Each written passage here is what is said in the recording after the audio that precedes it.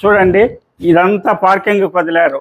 అక్కడ వెస్ట్ అంతా బిల్డింగు మరియు సౌత్ కూడా బిల్డింగు.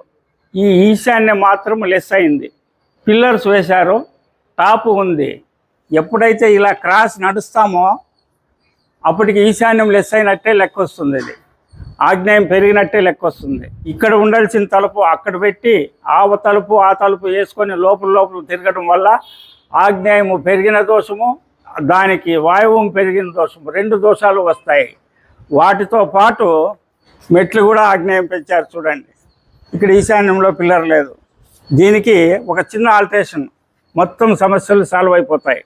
ఆ మెట్ల పారకి ఒక దారం కట్టేది ఇలా, ఈ బిల్డింగ్ పారకి ఒక దారం కట్టేది ఇలా, ఈ క్రాస్ వచ్చిన చోట ఒక పిల్లర్ వేసేది. అక్కడ ఆల్రెడీ పిల్లర్ ఉంది. ఇక్కడ ఎలా గేట్ ఉందో అక్కడ ఒక గేట్ పెట్టుకునేది.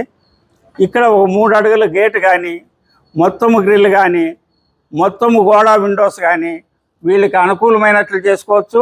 ఇది చేసిన రోజుల్లో వీళ్ళ సమస్యలు పరిష్కారం అయిపోతాయి. వీళ్ళ బిజినెస్ ఇంప్రూవ్మెంట్ అవుతుంది, వీళ్ళ ఆరోగ్యం బాగా అవుతుంది అని తెలియజేస్తున్నాను.